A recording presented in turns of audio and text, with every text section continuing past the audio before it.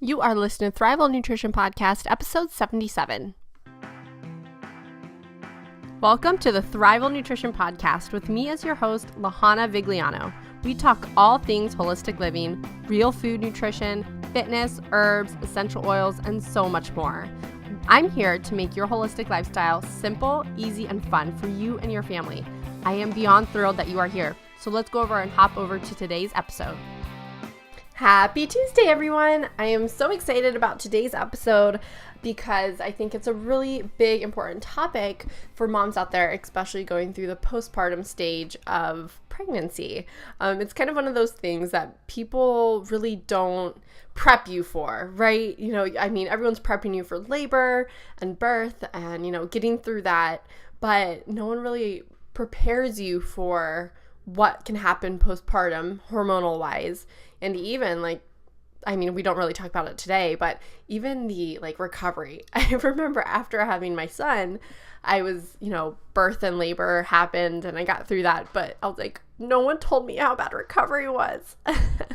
And luckily, I'm very blessed to never have postpartum depression or really dealt with it, but I know many moms that do. And I think our guest today, Kelli, is going to totally make things a lot more sense. You'll understand kind of what's going on in your body in the background, but not even just that, of things you can do and things you can even do before the postpartum stage. So things you can do in pregnancy and prepping your body even for pregnancy. You can start doing things to decrease the risk of getting postpartum. So I think that's so important. And like Kelli said, prevention is always so much easier than actually, figuring things out when you're in the deep of it. Of course you can, but it's just much easier, to take care of it beforehand. So before we get started on today's episode, I actually want you to mention all month this month, we've been doing a sale on our initial consultations, which are 60 minutes with me, working through your health goals and creating a plan individualized to you and what we can do to help you. And we take things all the way from, of course, our food, our nutrition, but not even just that, but our exercise, our sleep, and we go over so many different aspects of your life into this individualized plan to help create where you can achieve your health goals. And not even just that, we're really targeting this month on helping people with digestive problems. And this could be anything from bloating to excessive gas, or even people that have been diagnosed with, IBS or Crohn's or any digestive disturbances. So I always love focusing in on gut health with almost all of my clients because ultimately we need to make our gut be functioning at its prime just so we can actually absorb and use the nutrients that we're getting from food and supplements. And, if our gut's kind of out of whack, it can lead to many other things in our body being out of whack. So I really want to focus in on a lot of clients with digestive disturbances, and you do not have to have a digestive disturbance to get the sale. So make sure you go into the show notes and then there's a link where you can actually get the sale and use the promo code DIGEST, all in capital letters, DIGEST. And if you go to www.thrivalnutrition.com/workwithme, and work with me is all in just all together. There's no spaces or no slashes, just www.thrivalnutrition.com/workwithme. And then you can go understand more about what I do and what to expect in your first appointment, and you can book your appointment there. So please go over there. I'd be happy to help you with your health goals and help you reach them so you can actually start living a life that is thriving instead of just surviving. So I know that's pretty cliche, but it's so true. Let's go over and chat with Kelli for today's episode on postpartum depression. Hi, Kelli. Thank you so much for coming on the Thrival Nutrition Podcast. How are you? I'm doing well. Thank you for having me. I'm glad to have you. Let's go ahead and start off with, introducing yourself to our listeners. Let us know who you are and what you do. Okay, so my name is Kelli Foulkrod, and I am a therapist and yoga teacher located in Austin, Texas. So I combine yoga and meditation with the talk therapy process. And my specialty is pregnancy and postpartum depression. I have been working in the mental health field for over 15 years, as well as a consistent yoga practice for 15 years. And so My aim is to provide holistic alternative treatment approaches for women and their families. I love that. So we're on the same page for sure. So tell me a little bit about, I'm really happy that you specialize in postpartum. I know before we started recording, we were talking about how important it is. Tell us though how you got into it. Like what really led you into this direction of teaching women about motherhood postpartum? I've always been interested in human behavior ever since I was a young child. Always trying to figure out why people behaved the way they did. I love that. So, I majored in psychology as an undergrad and then immediately went to grad school for clinical psychology. And it didn't really hit me until I had my own daughter, obviously. I came from a long line of women who had postpartum depression, so I ought to have been forewarned. My grandmother had postpartum depression, my great-grandmother did, and so did my mom. And so kind of knowing that ran in my family, I got to witness firsthand of what happens when postpartum depression goes untreated. And then, my own experience after having my daughter was just one that really, for me, it made me realize that I need sleep. And I do not function well without sleep. Me too.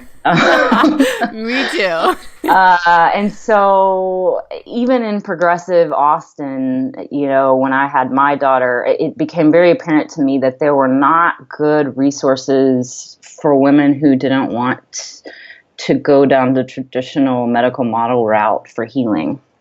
And the rest is kind of history. I ended up joining with a few other mothers and created a nonprofit, the Pregnancy and Postpartum Health Alliance of Texas. Awesome. And so things just kind of unfolded with my practice from there. And I'm going on 8 years now of doing this work, and it truly feels like my soul's calling. I really enjoy this work, and I'm very enthusiastic. So I am in the same boat too. I remember when I was actually before I had kids, I was actually going to be a PA, and so I was doing all the pre-med stuff. I started having kids, and that just kind of changes your outlook on life on a lot of things. Totally. And that's kind of why I did the switch of everything I was learning in pharmacology. I was like, there has to be something else. There has to be a better way to this. Yes. It just doesn't settle with just a prescription, or it doesn't solve the problem. So that's kind of why I switched too. But it's funny how kids just, I don't know, take you on a different path than you were expecting. They're upgraded teachers. Because I've been steeped in this yoga path for so long, I always wanted a guru. I wanted to travel to India and get a guru, get a teacher, and then I gave birth to one. And they show you where you need to grow and heal. Oh, I love that. It's yes. usually a painful teaching experience. So, but it's been a beautiful learning lesson for me, and so I'm very thankful for my teacher. That's awesome. Me too. So what's going on with a woman's hormones that affects the mother? Yes. Give us deep down what's going on inside. Okay, so this is number one where I start with all of my clients first meeting. Your hormones are profoundly impacted by childbearing. So if you had PMS or inconsistent cycles prior to childbirth, that is a warning sign that your hormones are not in balance and you might struggle with your mood postpartum. I don't think it's on enough women's radars. And so I'll give you the spiel about what's happening and why it's so profoundly important. But cool. When you are pregnant, the very last week before you deliver, your hormones, your progesterone and your estrogen are at the very highest they have ever been in your whole life. And that's to keep the baby intact. Then 2 days after you deliver, your hormones take a nosedive and they drop to the very lowest they've ever been in your whole life. Wow. So it's like a roller coaster from the very highest to the very lowest. And if you are sensitive to hormone fluctuations, you got to know you're going to be very sensitive to that big shift. That big shift in combination with if there was any birth trauma, say excessive blood loss, stress, sleep deprivation, things like that can go on with a really prolonged birth, that is going to tax your endocrine system in a way that it's never been stressed before. Birth is stressful. There's no way around it. Even if you have a beautiful, perfect birth, it's still stressful on your nervous system and your endocrine system, because we all know why, right? Right. It's barbaric and there's a lot that goes into it. It's quite primal, but it's stressful on your system, which is why we really need to rest after it. And this culture doesn't encourage that. But suffice it to say that the endocrine system takes a huge hit. And what does that lead to? So we've got this progesterone and estrogen going crazy. And then this almost always, I'm not going to say always, but in a large percentage of women will cause dysfunction in the thyroid. Postpartum thyroiditis is quite common and quite misdiagnosed. And so if your thyroid is functioning at a hyper or a hypo level, guess what that's going to look like? Psychiatric symptoms of depression, anxiety, insomnia, in some cases psychosis. And so this is why this conversation and education about hormones is so important to me, because women get misdiagnosed. And the treatment for thyroid is quite different than the treatment for anxiety and depression. And so if you're going to put a woman on an SSRI in the postpartum period and she has an underlying thyroid condition, guess what? SSRIs, antidepressants, can exacerbate thyroid conditions. So it's super important to look under the hood and know what you're dealing with before throwing pharmaceuticals at it. And so to me, it's really, really vital that a woman is working with a healthcare practitioner who can run the appropriate labs, get the appropriate blood work done. And the other thing the other two hormones that are quite important in this puzzle are lactation hormones. So we've got the progesterone and estrogen going crazy. Right. Then once the mother's milk comes in, we've got prolactin and oxytocin. So then we've got 4 chemicals, right? 4 chemicals that if one of those is slightly off, which is usually likely because of our lifestyle of not resting and being depleted in nutrients, etc. One of those is off, it's going to throw the whole system off. And some women, so oxytocin is the love hormone, the bonding, attachment hormone, feel-good hormone, not for all women. Some women can have a dysphoric response to oxytocin. And so it's just so important to figure out what's causing what. The conundrum is that testing hormones early postpartum is going to be a crapshoot because your hormones are so in flux. That doesn't mean that things can't be done on the back end to help hormones get balanced, but suffice it to say, it's a real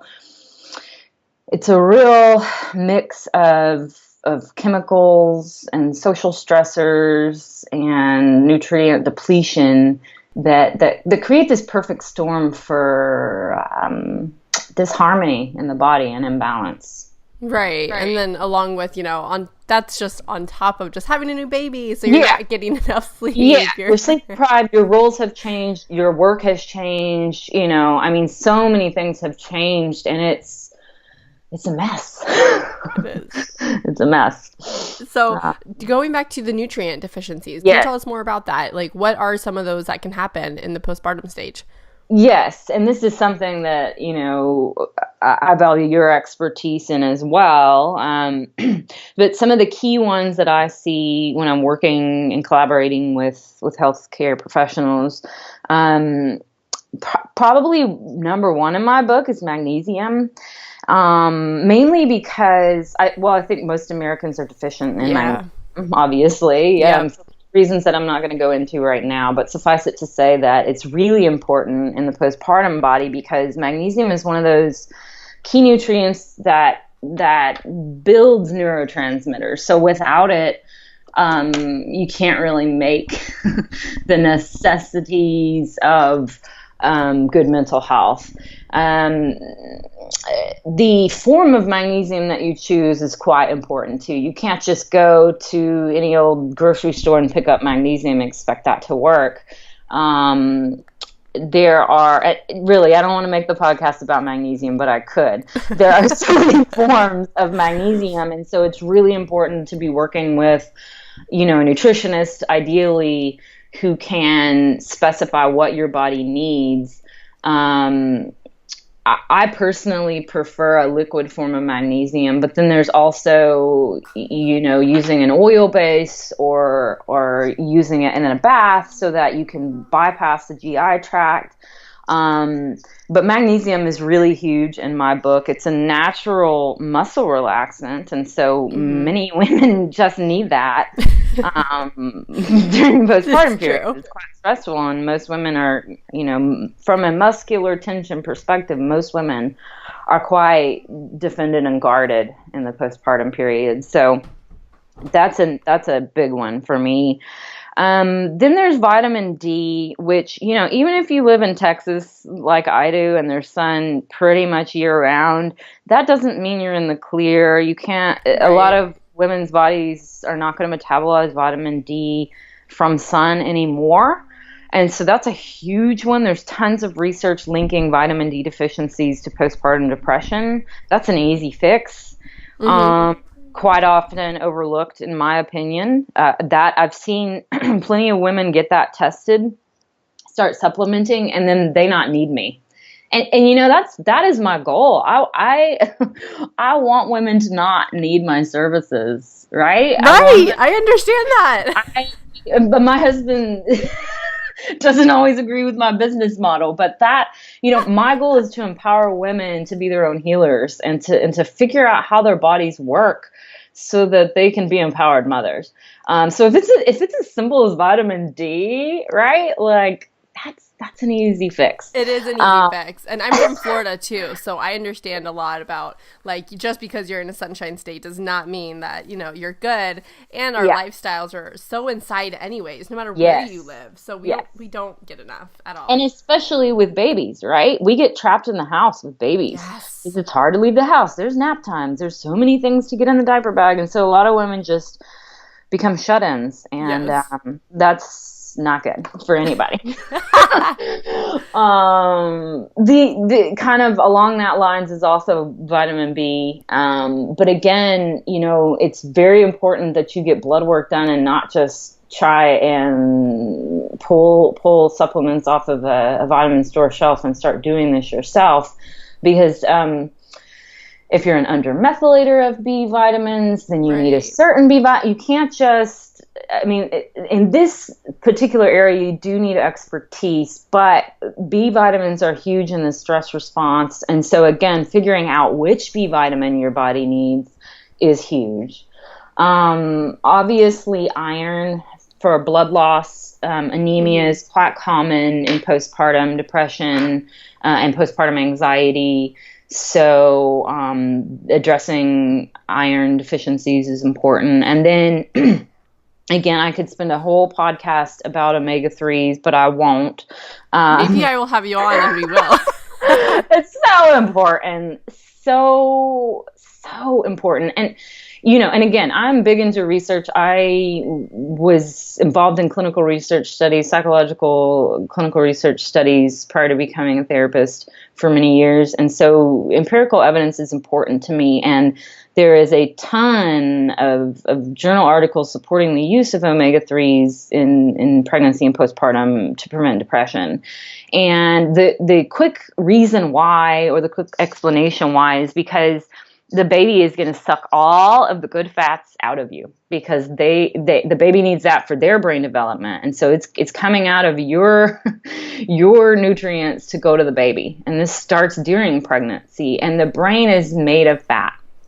And so this whole low fat diet thing is literally the worst thing you can do for a female body. For sure.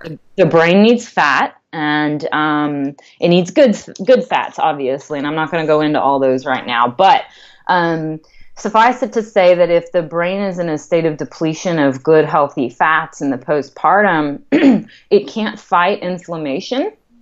It can't, the immune response is compromised during pregnancy, and that will continue during the postpartum period if it's depleted in the good fats.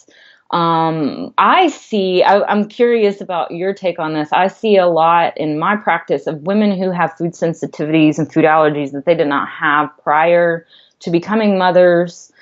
And I think that has a lot to do with inflammation, obviously. But I just think that, to me, prevention is key. And if it's really important that a woman start supplementing during pregnancy with omegas, because sometimes it's harder to restore that depletion in the postpartum period. Mm-hmm. And omegas too. It takes a while for you supplementing. I think at least a month to actually see results. So sometimes it can be a little discouraging when you're taking them. You're like, I don't feel anything, but it takes a while for them to actually start working. It does. And sometimes when you're in the pit of despair, you don't have a month. Exactly. And so that's why I really love it when women show up to me during pregnancy, because it makes my job a lot easier. Yeah. We can avoid a lot of suffering, and in my book, prevention is key. And so definitely. So not to say that you can't pull someone out of the pit of the abyss, but it's a lot easier to prevent it. 100%. Going back to what can moms do during pregnancy to decrease the risk of getting postpartum? Because I know that you said you kind of have a family history of it, but it's kind of one of those things, just because you have a family history does not mean that you'll totally get it. So what can you do during pregnancy? Yeah, I mean, almost number one in my book is supplementing with omega-3s. It's a real easy thing to do there. And during pregnancy, you've got to make sure you're investing in a high quality brand. Because there are some not good brands on the market. And so making sure that you're investing in a high quality supplement is very important. But it's good for your baby's brain, it's good for your brain. So that's an easy one. Addressing underlying hormone imbalance. I mean, this can be done during pregnancy. This can be also done immediately postpartum, with things like progesterone cream and organic non-GMO progesterone cream, placenta encapsulation. There are specific yoga poses that can be done to balance thyroid. However, the yoga is dose dependent, and so it's just like any pharmaceutical you would take. You need to do it consistently, almost daily. And I know that's a hard sell for a postpartum mom, okay? Yeah, right. Right? But you can't just do a yoga pose once and be like, oh, that didn't correct my thyroid, I'm not going to do it anymore. It's got to be done just like you would a pill. And through the postpartum stage, you still need to do self-care. Let's be honest. We're not going to be able to give our baby what it needs if we're not taken care of. Absolutely. You cannot pour from an empty cup. But because our culture doesn't support new mothers, it's a challenge. It's hard. Meditation is huge for me. I mean, again, the research shows us that a meditation practice can literally change your DNA. I mean, I know that sounds far-fetched, but I mean, the science is showing us that this practice of closing your eyes and getting quiet physically changes your body. And again, I understand that is asking a tremendous amount for a new mom. But it is one of those things that can profoundly change your life. So yeah, I just have to really highlight the benefits of meditation. The last thing for prevention during pregnancy is to address any unresolved wounds from your own childhood. I've found that during pregnancy, a lot of women don't want to go there. They're like, I'm fine, that's water under the bridge, yada, yada, yada. But I have to be honest, it's easier to look at the hurts and pains of your childhood while you're pregnant than it is during the postpartum period, because you're sleep deprived and you don't have much time once the baby comes. It's not impossible. It's just, it's easier to address during pregnancy. And how can that, I guess, make a difference, going back to healing the trauma from childhood? Yeah, so that's a big piece of what I do. And the body holds the score, right? And so this is part of why I think it's so important to have a body-based approach to psychotherapy. I'm convinced that psychology and psychotherapy is a dying art if we don't include the body. Yeah. Because we can talk and talk and talk about the past and our wounds, and we can get really skilled at psychobabble. But that doesn't really move trauma from the nervous system. All right. It's good to have a witness to the story, and that's cathartic, but you cannot heal the ego with the ego, period. You just can't. That's not how this works. A lot of my training comes based on somatic experiencing, or, this trauma-based view of how the body and the nervous system holds our fear. And it's based on animals in the wild. So animals in the wild don't walk around with PTSD. They don't walk around with depression. A bird who's hunted by a predator doesn't walk around thinking that they're a loser and that, they should be better off if they just killed themselves. That's not how animals function. True. Number one, because they don't have a prefrontal cortex like we do. So they don't have logic in the way that they can sit and ruminate on the past or the future. But also, they know how to discharge overwhelming experiences from their nervous system. Huh. You could learn a lot from animals, And so what they do, so say a prey animal is getting almost getting attacked by a predator, right? So there's three options here: fight, flight, freeze. They're going to run as fast as they can, or they're going to try and defend themselves in a fight. If they know those two efforts aren't going to work, the last-ditch effort is the immobilization response, the freeze response. And that's what we hear less about. And that's basically rolling over and playing dead. Okay. And so that is the last-ditch effort at survival, in the hopes that the predator is going to go get the rest of its family for dinner. All right. So it's going to leave the prey animal to get its tribe and go have a feast. And in hopes that if the animal who's rolled over and played dead has this chance to flee. Now, when that animal rolls over back from playing dead, it immediately shakes and trembles. And this is so the shaking and trembling is actually, it's finishing the muscular contractions of either running or fighting. You see this in humans. So the classic example is EMS people who are coming up on car accident victims, right? Mm-hmm. The car accident victim will be shaking and trembling, and the EMS 9 times out of 10 is going to shut that trembling response down because they think it might be a seizure, right? So they start using pharmaceuticals to shut that system down, because our culture doesn't honor or recognize the shaking and trembling that are necessary for trauma discharge. It's a lack of education.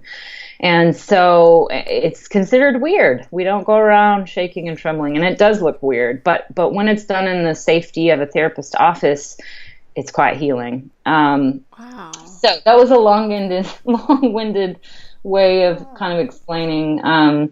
We do inner girl work or inner child work to address the way you were parented and ways you might not want to parent your child, because your unconscious mind is gonna go straight back to how it was modeled parenting during times of high stress, and that is all during your postpartum period is high stress, right? And so we just revert back to what we know during those times. And if you were parented in a way you don't really want to parent, it's really vital that you address some of those patterns. Otherwise, you're just going to unconsciously repeat patterns. That's just how this works, unfortunately. So what do you do? What are some techniques that you do? I know you probably even mentioned throughout the podcast, throughout the episode, but what are some techniques that you do to help moms get out of postpartum depression, if they're already kind of deep in it? The very first thing we talk about is educating about hormones and thyroid. So I work a lot with for me, it's taking a treatment team approach, and a collaborative model, right? To me, that's holistic, right? It's not adequate to just address the psyche. I don't think we need to address the female's whole body. So it's really important to me that I know what's under the hood, and I am not a doctor, so I can't run lab tests. So working with another healthcare professional is very important. And most women that show up in my practice are holistically minded, and they're open to that. So getting appropriate blood work done, usually for me, I need that to happen in the first session. Right. So let me give you my 2-minute spiel on the unconscious mind. So that's kind of my whole realm is the unconscious. If you were conscious of your issues, you wouldn't need me, right? And that's the whole point of you're not aware of it. It's in your blind spot. And the unconscious mind doesn't know space and time. What happened 30 years ago could have happened 5 minutes ago to the unconscious. Because it's the realm of dream. It's the dream world, right? It's symbols. And so to your unconscious, the template for family gets reignited when you become a mother and have your own baby. So your unconscious mind says, oh, we're doing this family template again. And I have this, I'm going to pull up the template for family that you had 25 years ago. Oh, gosh, there's some holes in this template. Why don't we try and heal and perfect this template now with this new version of family we have in the present moment? And so what the unconscious mind does, it's going to start projecting anything unresolved in your heart into the present. So women start to have these totally out of context reactions, right, to things that are triggering their unconscious. And it's a mess. It's really hard to navigate on your own when you're sleep deprived and your hormones are not in balance. It's a mess, and there's landmines of triggers. And the conundrum here is that if you were deeply wounded before you were verbal, AKA from birth to 3-ish years, autobiographical memories come online around 3 if there's no trauma. And so if you weren't able to speak and something really overwhelming happened to you, you got to know that goes underground into the unconscious. And so first and foremost, address the physical body and then start addressing any unconscious, unhealed aspects of your own childhood. The way I use that is I call it yoga therapy. It's kind of a blend of somatic experiencing, trauma releasing exercises, a yin yoga, meditation, and just my work as a psychotherapist and working in the mental health field. So I kind of just blend all of the different trainings I've done. Holding the body in yin poses for 3 to 5 minutes allows the muscular system to relax. Once the muscular system is relaxed, eventually the mind will relax. And so, it's not an hour-long yoga practice that I'm doing with clients. Right. I still have a couch. One of my offices is inside of a yoga studio, I should say, for those who are here in Austin, Texas. Nice. I have a professional psychotherapy office, and then I have one office that's inside of Eastside Yoga. So I have the capability we sit on a couch, and then we have 30-ish minutes on the mat of really just waiting and allowing the body to open. And so once the body opens with the yin poses, we can talk about it, or I can guide the woman through visualization exercises or breath work to kind of move the energy that's stuck. And it works. The mind-body connection is powerful. And it's just a beautiful blend for addressing a whole body perspective for healing. I love that. And it's so true. And that's why I love having people like you in this field, because a lot of people just don't understand the power that the mind-body connection has. And so having, someone like you that people can turn to and look for that help is so important. So where can people find you? Your website, your social media, and do you work with people remotely? I know that you said you have a yoga studio, which is awesome here for local people, but do you ever work with people that aren't in Austin? I do. So my website is www.counselingfornewmoms.com. Social media, you can find me on Facebook at Postpartum Healing. You can also search Healing Mamas under Facebook, and then Instagram is Healing Mamas _ATX.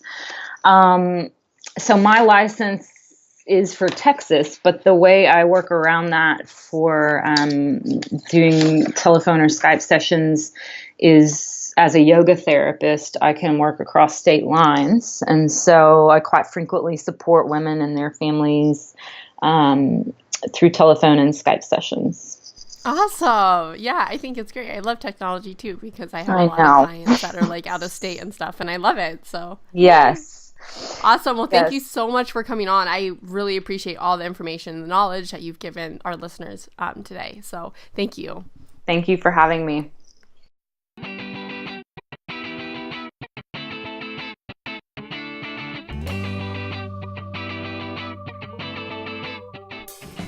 The contents of this podcast are for educational purposes only. This information is not intended to replace a one-on-one relationship with a qualified healthcare professional, and it is not intended for medical advice. This is the sharing of knowledge and information from education, research, and experience. I am not a registered dietitian or physician. I encourage you to make your own healthcare decisions based on your research and partnership with a healthcare professional. Thanks for tuning in. I'll see you next week.